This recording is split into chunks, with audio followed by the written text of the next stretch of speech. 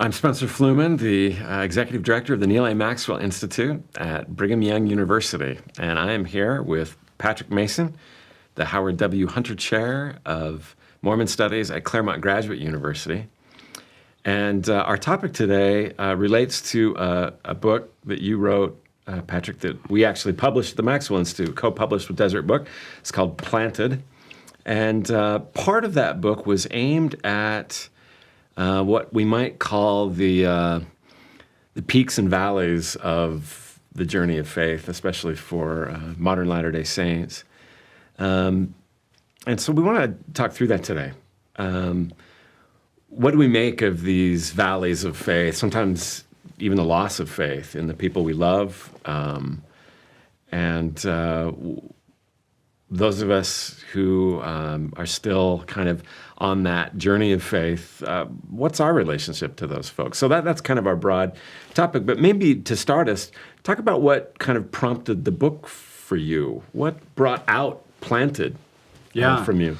No, that's a great question. And I mean, you and I are both historians, and we were trained in secular graduate programs, and we're sort of on our way in our early careers. And so that was, my job. I was teaching about Mormonism, but not I was not at BYU. I was not teaching in a kind of faith promoting way, and was very comfortable doing my scholarship. And but I had the opportunity to do some of these firesides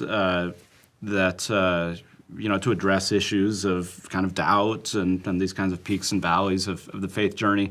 And by talking to people around the United States and Canada and hearing their stories, feeling a sense of pain that people were experiencing on both sides of this. As you said, both the people who were going through these kinds of transitions and trying to figure out what they believed or what they didn't believe anymore, and how to relate to their families and the church and all that kind of stuff. But then also the people who were still in, the family members, and so much pain on both sides, and just a depth of feeling. And at every one of these firesides, they would just say, where can we read the book, or where can we hear more about this? And at a certain point, I just felt compelled to write the book. I mean, I remember reaching out to you because you were on the circuit, doing some of these kinds of things as well, and Richard and Claudia Bushman and Terrell and Fiona Givens. I mean, so a handful of us had been out there doing that. And so I just felt like there needed to be something that people could have in their hands, to be able to work through some of those things. So it really came out of just talking to people and feeling, hearing their experiences and feeling the kind of pain in the community that I love.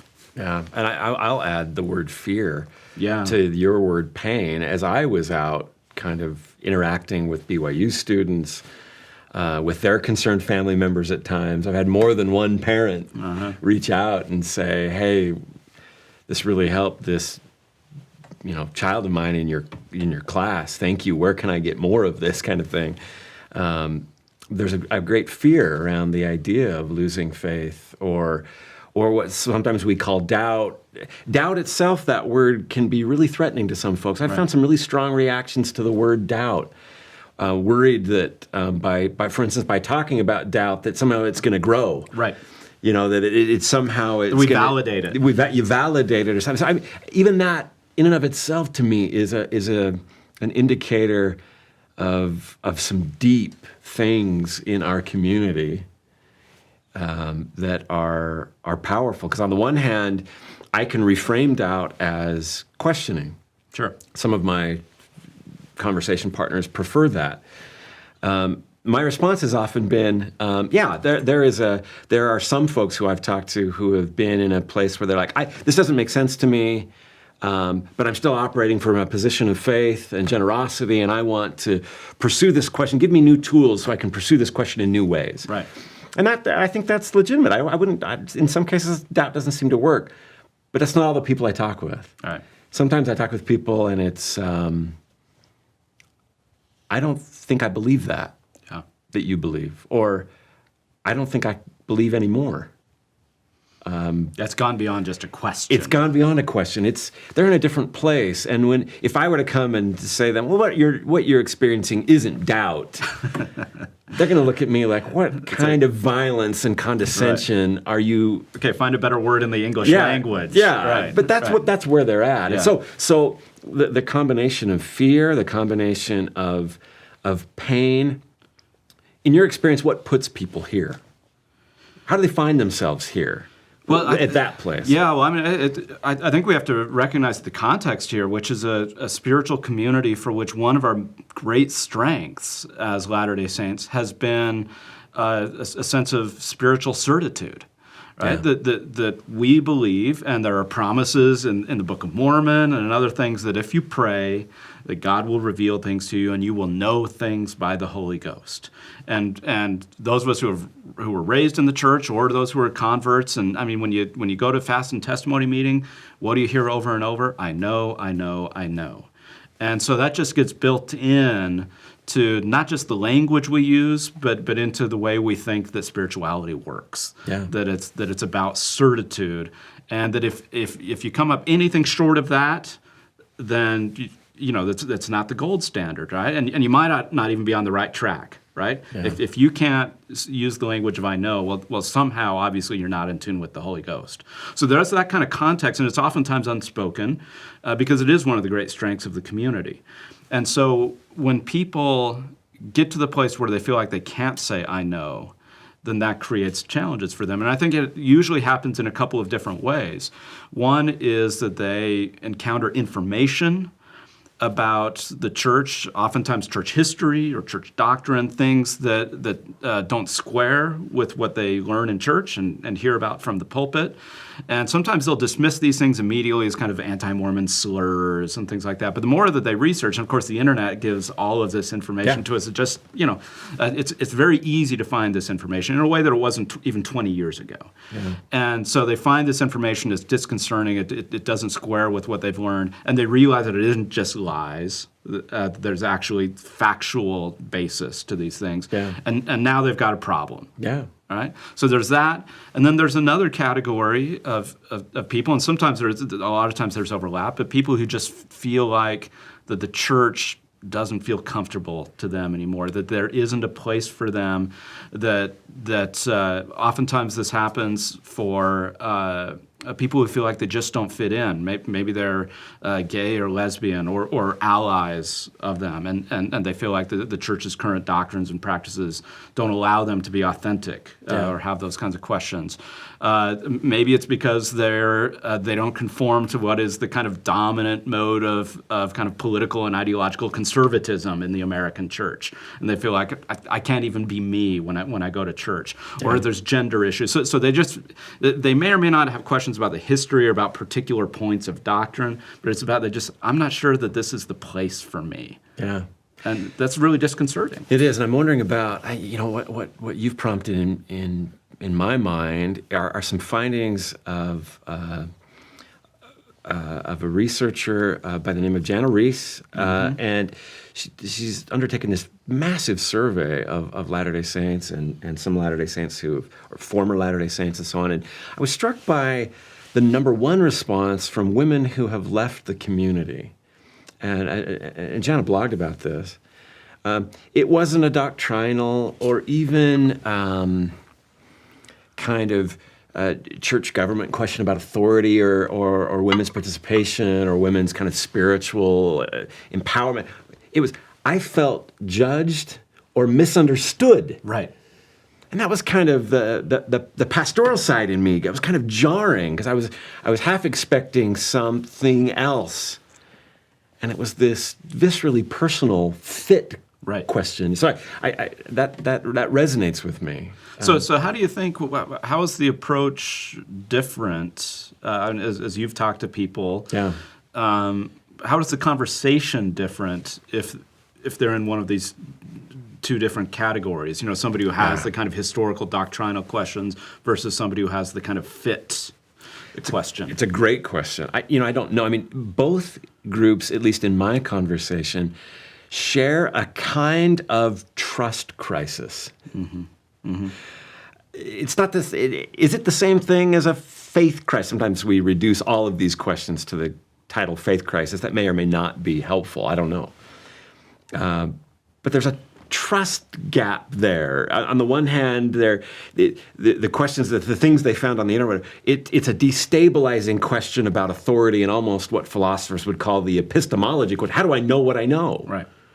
It's like all the old ways I used to know things. Now I'm not sure. I thought I knew what the first vision was, and it turns out there's all these stories about it. Right? Now So who gives me the straight answer? Is it scholars? Is it other folks with questions like me? And so it's almost a trust crisis or an authority crisis. I used to feel like I got answers to my prayers. Can I trust that now? That can be I've talked with folks. That's the most unsettling thing of all. Yeah. Right? It's like they're experiencing loss. They're in mourning about the old way of knowing. And the fellow traveler in me, even the former LDS bishop in me, has this. My heart kind of breaks because what they're experiencing is loss, a loss of trust in their old ways of knowing, a loss of trust in the kinds of authorities that used to give them meaning and direction, and that's a destabilizing place for folks. And I think we have to recognize how wrenching it is for people. It's not merely an intellectual exercise. Right, and I think sometimes too many within our community, I think, are a little quick to dismiss these things as a kind of convenient excuse for wanting to walk away. Yeah, it's a cover because you don't want to live this standard. Yeah, right. you don't want to live this standard or that standard. So this is your excuse, and I think it does minimize the burden that folks feel when they've got these destabilizing questions. I cut you off though. No, that's exactly right. I mean, I think there's a real importance for us to recognize the authenticity and reality of this experience. I mean, this comes back to our own baptismal covenant that we all make.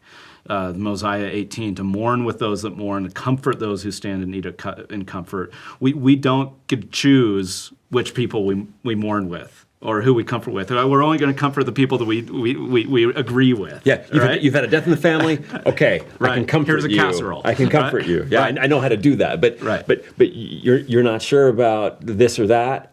Can I comfort you? Is it okay to comfort you? Can I mourn with you? That you've hit on a powerfully raw nerve for Latter-day Saints, because Mosiah 18 would say, I think, you better find a way to comfort and mourn with this person. Right. So I think that has to be our first response, is believing that somebody is coming from a place of integrity and loss and pain and so forth, and so then we accompany them in this journey. Yeah. I mean, what do you say? There's another side to this, though. Yeah. Of the people who are still going to the church, right? I mean, the parents of these people, the spouses, right? I mean, it's wrenching when this happens. When one spouse, they started their marriage, especially if an LDS marriage, they were sealed in the temple. There were expectations going into that marriage of what their life together was going to look like, and a lot of it centered on the church. Yeah. And now, when one person distances themselves, again for very authentic reasons, right? Oftentimes they have a hard time to even have this conversation with their spouse. But then when they do, what happens to that relationship? Shattering. Or what happens to the parent? We have this language of, an empty seat at the table in the celestial kingdom. That's heavy. Right? It's really heavy. It's really heavy. I think, we've been talking about that pain and that sense of loss and mourning on the part of the person whose faith it seems to be ebbing or kind of falling through their hands like sand. They can't keep it. They can't hold it. But you're right. You've hit on the other part of the equation, and that's been some of the most difficult conversations I've ever had. Yeah. As a parent whose heart is broken, and it's not like that child was lost to death, and it's their absence that they're now sorting through, which is hard enough. I mean, sure. But this is a different kind of shattering that in some ways for some of these parents, I wonder if it's almost worse, because it's like they're dying every day for them. And they've got this vision as Latter-day Saints for an afterlife and an eternity, and it's like absence that's never going to quit. Yeah. And that is almost incalculable. that pain I've seen in parents or spouses and so on. And I neither of us are therapists that could give professionalized counsel in that sense. Wrong kind of doctors. Wrong kind of doctors. Yeah. As my son once said, not the kind of doctor that helps people. Right. Trying to help someone kind of orient themselves to me. Now, don't misunderstand, exactly. Said my son. He doesn't actually help people. But as fellow travelers and as folks who spend a lot of time trying to interpret the LDS experience, both historically and in the present for others, Mosiah 18 came to your mind. 3 Nephi 18 comes to my mind. The Lord's talking about the sacrament and about those who, even those who won't be numbered anymore among the people, do not cast them out from among you. Do not, those who aren't numbered among the people, do not cast them out from your worship. Yeah. And it's repeated so many times, starting in about verse 22, and then keeps going verse after verse after verse. Do not cast them out. And why? The end of that flow scripturally is the Savior saying, you don't know what's going to happen with them. Right. Don't you write the end of that chapter. I write the end of that chapter. They write the end of that chapter. Yeah. Don't you assume you know how this story ends. And that's a potent theological, but I think it should be a potent social point for us as well. That if we've made a mistake by making that the life of faith a kind of all or nothing gamble of certainty. Right. Because neither of us want to back off conviction. Right. Neither of us want to sap the tradition of its power of testimony. That's not where we're at. It's not where I ever want us to be. Yeah. But if we've made it seem like too high a gamble, where are you this minute? If you're not all in, then you're all out. Right. Which side are you on? If that's too fraught, and if you and I think we both do, want to do justice to what the life of faith actually looks like in all of us, and that is, it's dynamic. Yeah. We're always growing. We're sometimes shrinking. We're going up. We're going a little down. Hopefully the trajectory's up. But if it's dynamic, then we have to let that dynamism be what it is in our theology. I think one thing that there's a temptation to do on sort of both sides of this is to reduce people to their faith crisis. Right? I mean, I once heard somebody say, for people who leave the church, they could go on and win a Nobel Prize and their mother would still be heartbroken. Right? Yeah. So now we understand the heartbreak on one level, right? The Nobel Prize doesn't travel with you to the celestial kingdom, right? But the sense of being able to see that's how we define people is purely in relationship to this dip in their faith life. And sometimes that happens for the person going through it themselves as well, that becomes the way that they define themselves, and sometimes they alienate themselves from their family. Yeah. And from their former relationships, their friendships, the people that they had in the church, they step away. Now, I understand some of that dynamic, right? And in terms of wanting to step away and kind of clear your head and create some space. Yeah. But to step away from your family, from your spouse, because you've defined yourself in this way, I'm not sure that that's the healthiest way. So is there a way that we can recognize the wholeness of a human person, right? And not just limit them to whatever challenges they're having, whatever doubts they're having in their spiritual life. Yeah, and I'm with you, and I think that sense of the unendedness of the spiritual journey might help us do some of that. I'm struck by, I've got another passage of scripture now in mind, Alma 32, right? That even if you have certainty, or might we add uncertainty on that thing, are you done? No, there's the next mountain to climb. There's the next thing to do.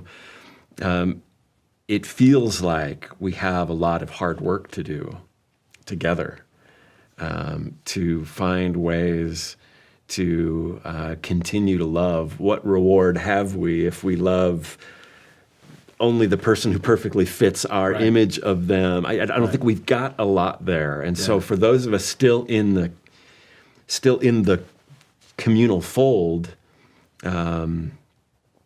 we might feel self-assured by drawing bright lines around those who fit our sense.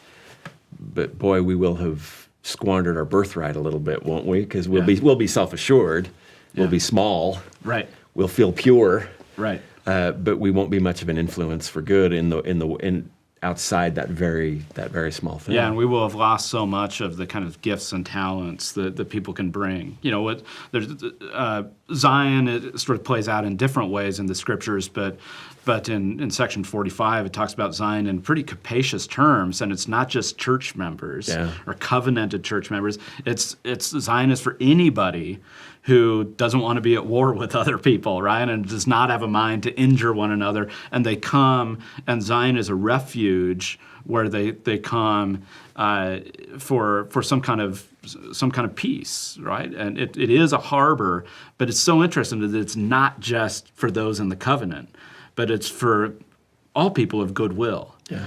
And that there's a way that it's, even if somebody is going through a period of a faith crisis or faith transition, there's you know, for me, there's always the question of, can you stay in the orbit, right?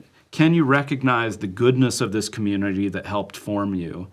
And can you still contribute in some ways? Now, there's a big world out there that we need to contribute to as well. Yeah. But can you bring your gifts and talents? And maybe we can wrap up by thinking about one of the challenges that I've seen sometimes, or one of the phenomenon, is that sometimes when people leave the church, they also leave everything behind. They leave God, they leave Jesus. I mean, why do you think that happens? And what do you say to somebody who, it's not just walking away from the Church of Jesus Christ of Latter-day Saints, but it's kind of like, I'm done with religion. Yeah. Yeah, I've wondered about that. Is it that the LDS way is so totalizing in its demands that it's like the whole canopy falls for someone? I don't know. It's a great question, and I've seen variations of it in different folks, but I've seen that same thing, that it's like theism itself can't hold. And maybe because their testimony of God and Jesus so wound came the same way that their testimony of Joseph Smith and the Book of Mormon came too. Yeah. And so you talked about trust. And so if they feel like those answers about the specific LDS claims don't hold anymore, well, that's the same way that they knew, or maybe they never independently thought through their relationship to Jesus, but it was always through a kind of LDS lens, right? I mean, and I think there's reasons for that. I mean, we believe that the restored gospel has unique insights and unique things to say about our Christianity. Yeah. But is there a way to preserve a life of fidelity in a religious sense, you know, a life of prayer, a life of devotion, even if one steps away from the particular community for a time? I hope so. I mean, it just reminds me of and this is kind of a pastoral experience, but speaking to a young woman who felt like her questions and her struggles had gotten to a point where she needed to disaffiliate. And so as a kind of church leadership group, we just asked for time to talk. So I was with her and her husband and just kind of going through it. And she was kind of going through some of her kind of convictions. And I was moved by them. And I said, I share all of those you've just listed. Everything you've just listed as your core values and convictions, I share every one with you. And I hope it's not offensive if I say, the church, this people, the gospel, gave me all of those. Right. And so the things that you're listing as the reasons why you must leave are the things that I value most, that the people and that compel me to stay. Right. And I hope that those shared values can be a bridge over which you and I can walk and comprehend each other and be good to each other, and kind of link arms in good causes still, because I think they're what unite us, not what divide us. So I hope so. I think you're right. I hope that they take those. Is it the inverse of the great President Hinckley maxim? Take the good things you have and see if we can add to them. Like, don't forget the good things that you found here, that formed you here, that bless all of us here. And parents, don't forget the good things about your child, right? Yeah. And all this, so it works both ways, Yeah. right? The kind of love and charity and generosity that we want to show to one another. It's wonderful. We've got a lot of work to do. Yeah.